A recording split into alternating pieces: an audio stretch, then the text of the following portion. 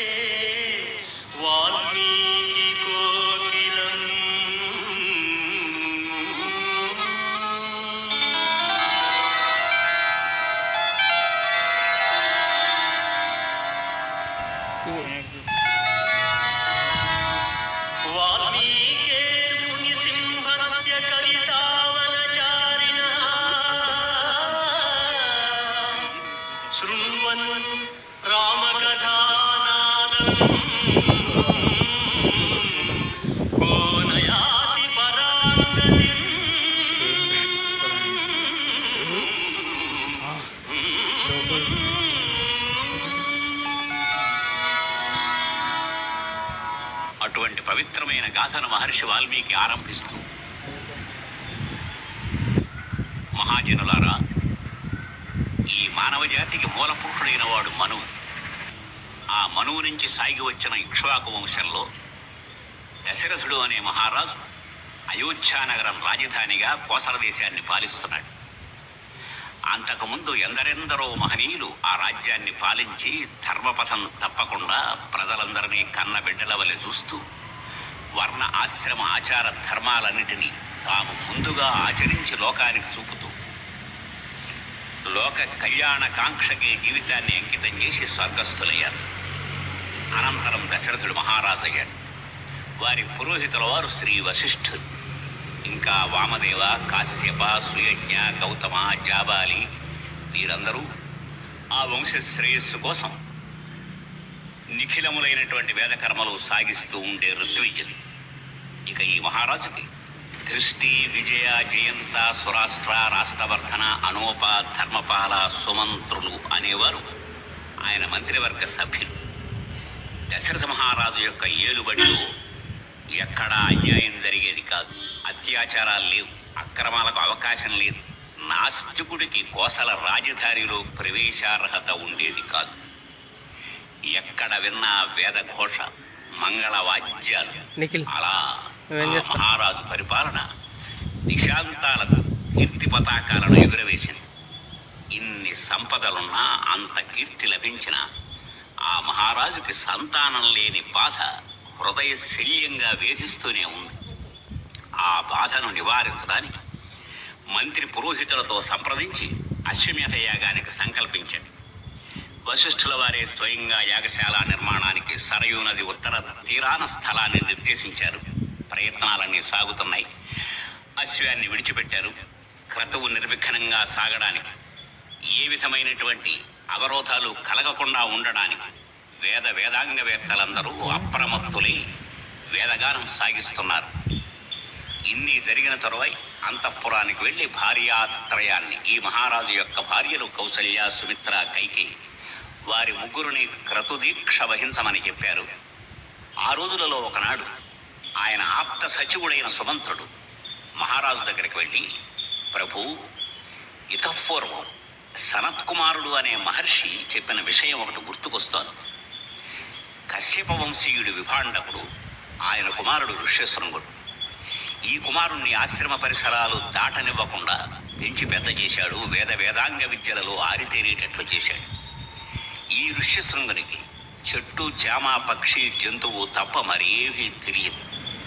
ప్రపంచంలో మానవులందరూ పురుషులనే ఆయన భావం. స్త్రీ జాతి ఉన్నదని కూడా ఎరగడు. అటువంటి ఆయన అంగరాజ్యానికి అనావృష్టి సంక్షోభం ఏర్పడ్డప్పుడు అక్కడకు తీసుకువెళ్ళగానే అక్కడ విపరీతమైనటువంటి వర్షాలు పడి భూమి సస్యశ్యామలమైంది. ఆ ఋష్యశృంగుల వారిని కనుక ఇక్కడకు తీసుకువచ్చినట్లయితే మనం సాగించేటువంటి క్రతువు కూడా హాయిగా సాగుతుంది, నిర్విఘ్నంగా మన కోరిక నెరవేరుతుంది అనగానే దశరథుడు స్వయంగా అంగరాజ్యానికి వెళ్ళి రోమపాదు మహారాజు యొక్క అతిథి సత్కారాలన్నీ స్వీకరించి రాజమందిరంలో ఉచిత మర్యాదలన్నీ అందుకుని ఆ తరువై సనత్ కుమార మహర్షి కథను విని తనతో పాటు ఆ ఋష్యశృంగుని శాంతను వెంటబెట్టుకుని అయోధ్య నగరానికి వచ్చాడు. థ్యాంక్స్ అబ్బా. పరమానందంతో శాంత ఋష్యశృంగులు అంతఃపురంలో హాయిగా సుఖభోగాలు అనుభవిస్తున్నారు. వారికి ఏ విధమైనటువంటి అవాంతరాలు కలగకుండా చూస్తున్నారు రాజపరివారం. వసంత ఋతువు ప్రవేశించింది. ఋష్యశృంగుల వారి ఆదేశానుసారం యజ్ఞశాలలో సర్వ సంభారాలు సన్నద్ధం చేశారు. ఆయనే బ్రహ్మపీఠాన్ని అధివసించారు. వశిష్ఠుల వారు అధ్వర్యులుగా ఉన్నారు. సుయజ్ఞ వామదేవ జాబాలి ప్రముఖులు ఋత్విజులుగా విఘ్న శాంతి క్రియలన్నీ సాగుతున్నాయి. అక్కడ తలలు పండిన స్థపతులు, శిల్పకళ కోవిదులు గురువుల ఆదేశానుసారం యజ్ఞశాల నిర్మించారు. యజ్ఞ దర్శనానికి వచ్చే పౌర జానపదులకు, ప్రత్యేక ఆహ్వానాల మీద వచ్చిన రాజపురుషులకు, రాజులకు, విద్వాంసులకు, కళాకారులకు ప్రత్యేకమైన ఏర్పాట్లు చేశారు. సంవత్సర కాలం సాగే ఆ మహాక్రతువులో ఎవరికీ ఏ క్లేశము కలగకుండా ధనధాన్యాలు, వస్త్రాలు సమృద్ధంగా ఉంచారు. అన్నదానం చేయడానికి ప్రత్యేకించి ఓరిమి కలవారినే అక్కడ నియోగించారు. ఎవరిని విసుక్కోకుండా చిరునవ్వుతో అన్నదానం సాగాలి అని ఆజ్ఞాపించారు. జనక మహారాజు, పుత్ర సమేతంగా కేకయ దేశాధీశుడు, అశ్వపతి, అంగ విషయాధిపతి రోమపాదుడు, ఈ మిత్రదేశాల వారందరూ వారి బంధువులతో స్వయంగా విచ్చేశారు. అందరికీ సత్కారాలు సాగుతున్నాయి. గ్రీష్మ, వర్ష, శరత్, హేమంత శిశిరాలు వెళ్ళిపోయాయి. మళ్లీ వసంతం ప్రవేశించింది. యజ్ఞశాలలో వేదగానం నిర్విరామంగా సాగుతోంది. నిర్విరామంగా అన్నదానము సాగుతోంది. పాక కళా కోవిదులైన వారు ఏ అలసట లేకుండా పంచభక్ష్యాలు అందిస్తున్నారు. ఆకలి అనే మాట యజ్ఞశాల పరిసరాలలో వినపడకుండా సమారాధనలు సాగుతున్నాయి.